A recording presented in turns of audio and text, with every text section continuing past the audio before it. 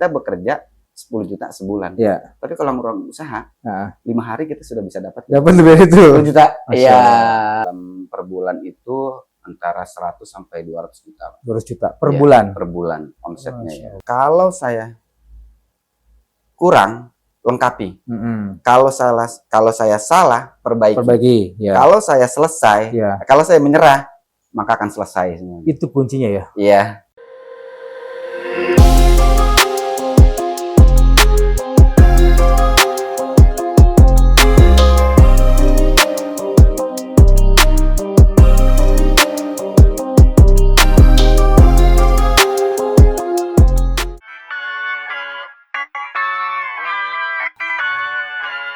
Assalamualaikum. Waalaikumsalam. Bang Hari, ya Bang. Amril Bang Ya. dari channel YouTube Kopi Chat. Ya, Ya. siap. Mau ngobrol boleh Bang? Boleh Bang, ayo Bang, masuk Bang. Ya, makasih. Ya.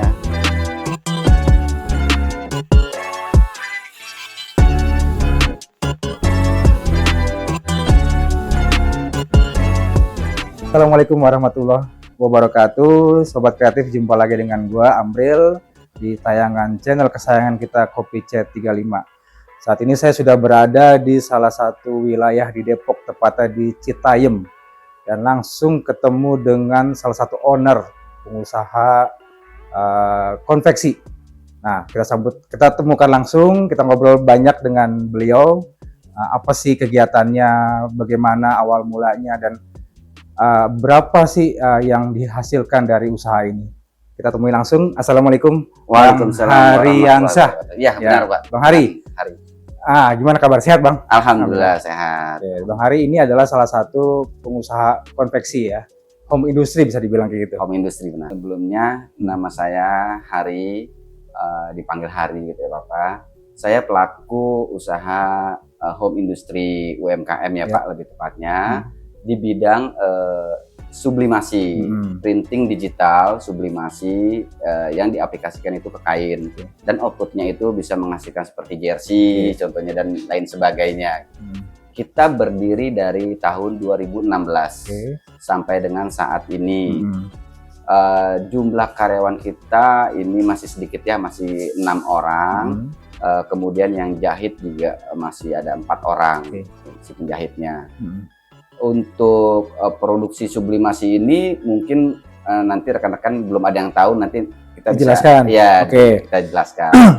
Bang Hari, apa sih yang melatar belakangi Bang Hari mau terjun ke dunia ini? Padahal sebelumnya yang saya tahu Bang Hari adalah seorang karyawan ya, pekerja di perusahaan, salah satu perusahaan. Boleh cerita Bang Hari? Ya. Kenapa saya terjun di bidang usaha ini? Memang sebelumnya saya itu sebagai karyawan Pak, sebagai karyawan swasta di salah satu perbankan swasta yang ada di Indonesia. Sebagai apa Bang? Sebagai IT Pak. Ya, karyawan. Jadi memang hal yang berbeda ketika saya bekerja di bidang IT, kemudian saya melakukan usaha mandiri, itu jauh sekali di luar dari IT, yang berupa dengan tekstil dan printing digital, yang mungkin jauh ya dari teknologi yang saya kerjakan waktu kerja.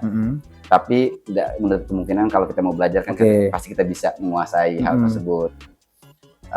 Kemudian kenapa saya memilih mandiri, karena memang prinsip saya sewaktu itu sudah coba-coba dari awal melakukan usaha, tapi ya ketemu dengan kegagalan-kegagalan, tapi saya nggak begitu menyerah. Nah, ketika saya fokus di sini, ya mungkin sudah ketemu jalannya. Kemudian juga jujur untuk omset saya usaha dan dari gaji bahkan lebih besar dari hasil karyawan. Usaha. Oh gitu. Iya, dari kerja. Karyawan. Ya, lebih besar ke wirausaha. Jadi saya memutuskan saya menjalani dan fokus ke usaha ini. Jadi saya resign dari kantor. Yang melatar belakangi memilih usaha ini apa? Yang melatar belakangi pilih usaha ini karena memang pertama dari segi waktu Pak. Untuk usaha itu dengan orang kerja mungkin dari waktu kita lebih menang. Itu karena saya juga udah bertambahnya usia, karena kan juga usia produktif juga kita kan juga berkurang. Jadi untuk perjalanan dari rumah ke kantor yang memakan waktu dan tenaga yang cukup lumayan gitu kan. Jadi saya pilih usaha ya untuk melatar di belakangnya seperti itu sih. Jadi cari kebebasan waktu pertama. Kenapa memilih ini, usaha ini? Nah, Apa kenapa? karena untungnya besar atau mungkin suka, hobi atau apa gitu? Oh ya, kalau kenapa saya memilih usaha ini, karena sebelum menjalani usaha ini saya memang awalnya tuh dari kecil Pak ya. Ya. Mulai dari nol. Oke. Sambil kita melakukan riset, sambil kita pelajari. Nah, kemudian yang kita lihat ini milestone-nya 5 atau 10 tahun ke depan. Ini masih bisa bertahan. Potensinya usaha ini. besar berarti ya? Potensinya masih besar. Oke. Meskipun pemainnya juga besar, Ya. kuenya besar, Mm-mm. tapi itu masih layak Mm-mm. saya perjuangkan dan Oke. saya jalankan gitu. Belajar di mana Bang itu Bang? Kok Kalau belajar sih saya otodidak. dari Bang. IT loh itu, IT Iya. perbankan ya. Terus langsung terjun ke lapangan untuk berbisnis bahan-bahan itu ya. Ya, Itu kan butuh benar. bukan hal yang mudah menurut saya Bang. Benar, Ya. benar ada suka Ya. dukanya. Ya. Kalau belajar sih saya sih dari otodidak Bang. Oke. Dari pengalaman learning by doing ya, Oke, gitu ya, ha-ha. perlahan-perlahan sambil berjalan, sambil belajar, ya seiring dengan berjalannya waktu kita pasti dapat ilmu-ilmu baru Oke. juga, baik juga kegagalan untuk melengkapinya seperti apa. Jadi oh kita sudah tahu kendalanya, bahan pun juga jenisnya apa, itu kan banyak sekali ya Pak. Iya. Bahan banyak sekali jenisnya. Memang awalnya kita tidak tahu, saya tidak tahu ini jenis bahan apa, tapi saya pelajari, oh ini bahan ini, bahan ini. Nah, berjalannya waktu kita sudah hafal Oke. jenis bahan, karakter Awal bahan. pertama kali sendiri atau ada asistennya ketika membangun bisnis ini? Sendiri Pak. Nah, itu boleh cerita Waktu gimana? awal. Jadi saya itu menjalankan usaha ini tahun 2016. Kondisi saya itu masih menjadi seorang karyawan. Karyawan, oke. Nah, jadi saya sampingan lah ya. Iya. Usaha ini berjalan, saya kerja pun berjalan. Itu saya single factor lah boleh dikatakan. Oke. Menjalankan usaha ini dari proses produksinya dari A sampai Z tuh awalnya tuh saya sendiri. Kenapa bisa? Karena memang masih tahap kecil-kecil lah ya jumlah produksinya gitu. Nah, berjalannya waktu bertambah juga meningkat nih produksian nih. Meningkat. Ya, pesanan. Barulah saya itu meng-hire seorang, satu atau dua, masih tetap berjalan. Nah, sekarang kenapa saya resign dari kantor? Karena semakin lama ini permintaan semakin besar. Oh, banyak. Iya, jadi menuntut saya memang harus fokus di usaha ini. Betul. Jadi saya harus pilih salah satu kerja atau menjalankan usaha ini. Dengan berbagai pertimbangan, akhirnya saya memilih mandiri, melakukan usaha ini totalitas. Artinya begini loh Bang, kalau kita kerja kantoran itu kan jelas setiap bulannya ya. Ya. Kalau ini kan masih belum jelas. Ya. Berani gitu Bang. Ya, benar.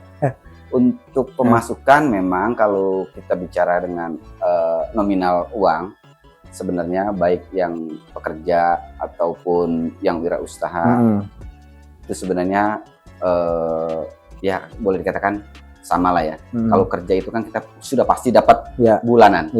Katakan kita misalkan 1 bulan digaji 10 juta 1 bulan. Itu kan terus sebulan 10 juta, 10 juta, 10 juta. Rutin tiap bulan. Rutin itu. Jadi kita memang ada plus dan minusnya antara bekerja dan berwirausaha. Tapi kalau orang yang berwirausaha, memang kita mungkin hari ini kita cuma dapat keuntungan misalkan 1 juta. Nah, kalau di global kan, kalau kita bicara perbandingan ya Pak, kita bekerja 10 juta sebulan. Tapi kalau orang usaha, 5 hari kita sudah bisa dapat lebih itu 10 juta. Iya. Jadi ya? plus minus sih kadang juga kalau memang kondisinya lagi nggak baik-baik saja usaha itu, tentu juga kita pasti minus lah ya, menombok lah kasarnya gitu untuk karyawan kita, itulah suka dukanya. Jadi ada plus minus lah. Pasti ada pergolakan dong ketika gue harus memilih resign atau gue mau meneruskan bisnis gue, atau pasti ada pergolakan batin di situ. Ada banget. Banget itu ada pergolakan batin karena kan ini kan berkaitan dengan kehidupan kita ya, menyambung kehidupan kita yang akan datang gitu kan, seperti kebutuhan sandang dan pangan kan. Makanya itu yang selalu kita pikirkan.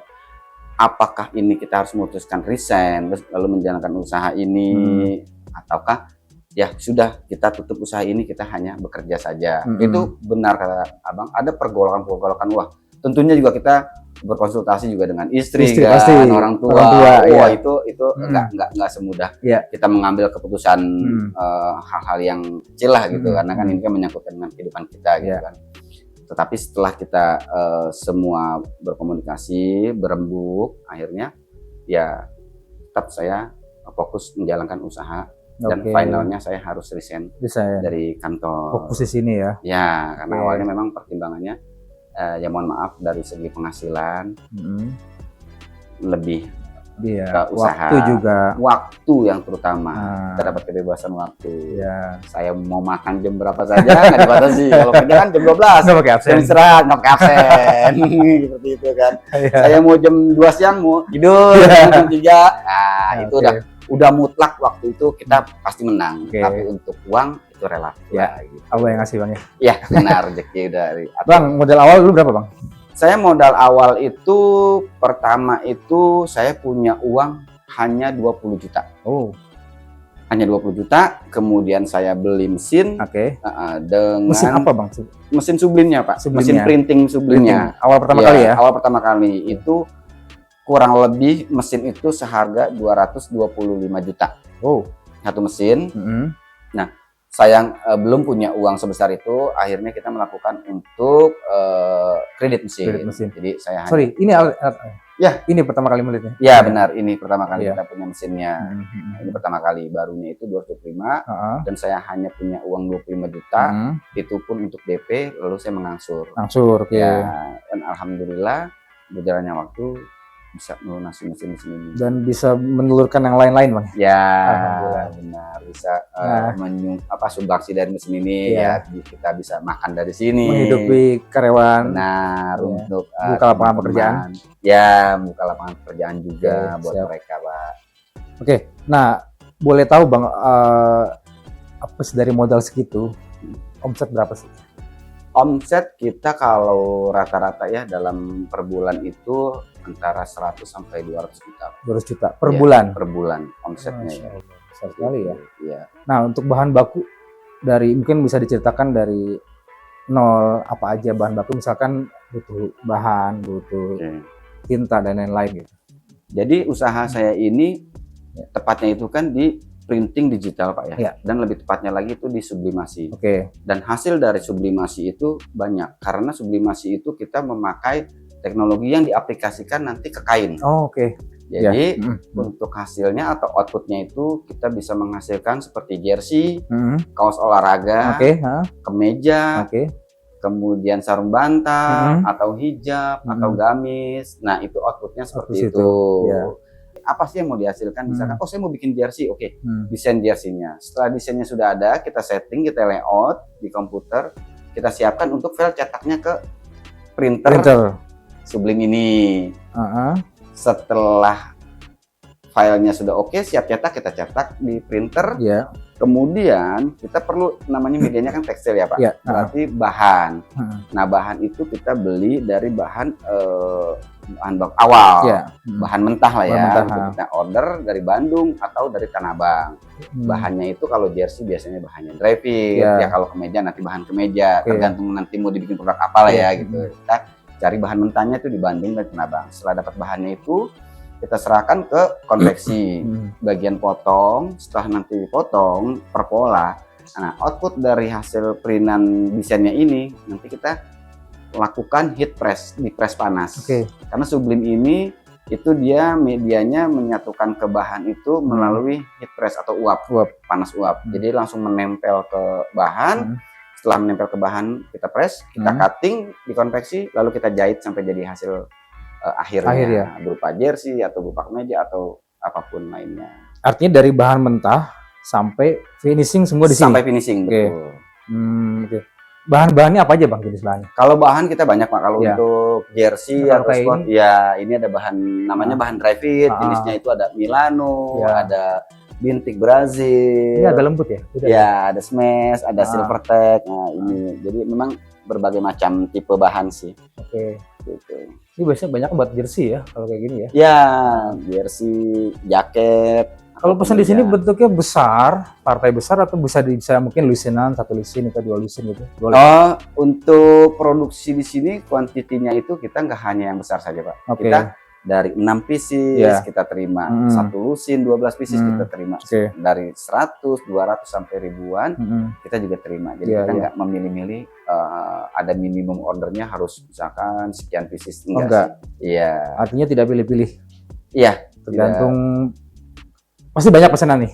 iya. Itu yang dilayani sesuai antrian atau Nah kalau itu kita sesuai antrian jadwal. ya? Misalkan ada yang order cuma 6 pieces, kemudian ada lagi yang order 100 pieces, kita nggak memilih, oh dia nih 100 pieces kita utamakan, enggak juga. Enggak. Jadi kalau memang yang 6 pieces jadwalnya kita bisa produksi, Iya. masuk yang 100 pieces ya setelah yang 6 pieces ini. Oke. Seperti itu alurnya. Itu dari mana aja yang pesan Bang? Mungkin perusahaan kah, atau mungkin pemerintah, atau mungkin dari warga masyarakat yang memang sekitar kita, atau gimana Bang?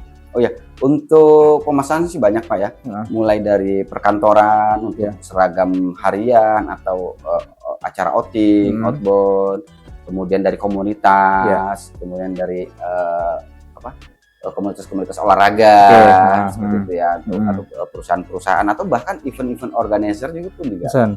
produksinya Dalam di kita. luar negeri atau mungkin di Indonesia di mana aja dari pesanan? Kita sempat sebelum pandemi Iya. COVID, produk kita ke Belanda Pak. Belanda pernah? Belanda, nanti bisa saya tunjukkan file-file yang Belanda itu seperti apa gitu kan. Kita sempat sampai ke Belanda. Itu gimana ceritanya awalnya sampai orang Belanda tertarik? Nah, itu menarik juga tuh Pak ceritanya tuh Pak. Iya. Jadi kita ya alhamdulillah kita nggak hanya main di dalam negeri ya, sebenarnya kita sudah merambat ke negara Eropa juga iya. seperti Belanda. Nah, historinya itu kita Belanda. Jadi ada orang Belanda ini dia memang aslinya memang orang Indonesia Pak. Dari Maluku, Oke. Ambon. Tapi dia lahir dan besar dia di Belanda. Oke. Sampai memang sudah jadi warga negara Belanda. Nah, dia masih bisa berbicara bahasa Indonesia. Tapi ya seperti ini ya, nggak lancar kayak kita ya gitu ya. Terbata-bata. Ya, mungkin di sana dia awalnya itu dia cerita juga sama saya. Di sana itu dia ada aktivitas namanya kalau kayak kita bela diri Muay Thai. Oh, Muay Thai. Muay Thai Ya, Muay Thai itu kan ada celana dan ada bajunya ya. Ya, kemudian seperti tinju bebas. Dia tuh bisa desain Pak. Oh. Awalnya itu dia disuruh desain mau bikin baju dari klub-klubnya olahraga tersebut ya. Dia bikinkan desainnya. Kemudian dari teman-temannya bilang sekalian aja minta bikinin bajunya. Oh. Dia bingung bikinnya di mana, karena nggak ada di Belanda ini yang UMKM seperti ini nggak ada, gitu kan. Dia bingung kemana. Nah, dia hubungi saudara-saudara dia itu yang ada di Indonesia. Dihubungi saudara yang Indonesia. Nah, saudaranya yang Indonesia ini mencari. Nah, ketemulah kita. Setelah ketemu kita ada perbincangan dengan saudaranya si yang di Belanda itu. Sudah clear, kemudian orang Belandanya itu baru kontak ke saya. Langsung komunikasi intens. Langsung dia masuk produksi. Awalnya saya agak lupa ya, antara 100 atau 200 pieces ya. Dia langsung coba produksi. Selesai kita kirim ke sana, dia bahagia. Karena harganya lebih murah. Dia bisa jual mahal di sana. Hasilnya oke, dia bilang. Kemudian dia buat janji sama saya, oke Hari, saya harus ke Indonesia ketemu dengan kamu. Terbanglah dia ke Indonesia, ketemu dengan saya, ngobrol banyak, kita berjalan. Itu normal. Kita kirim pesanan dia juga masukin orderan seperti itu ya. Nah, kita selesainya itu akibat pandemi. Ya. Tapi setelah itu gimana? Selain di negara Eropa, mancanegara, lokal itu di daerah mana aja? Oh, kalau lokal kita dari berbagai provinsi sih Pak. Jakarta sudah pasti. Depok pasti, kemudian dari Kalimantan juga ada, Sulawesi ada. Terakhir kita kemarin kirim ke Bali, ke Sumatera pun Aceh juga ada. Cuma ke Papua saya belum dapat klien Papua. Selama ini promosinya gimana Bang? Kita promosinya itu karena sekarang medianya udah digital ya Pak sudah digital, kita melalui ads Pak. Melalui Meta Ads atau bagi IT kan masih paham dong.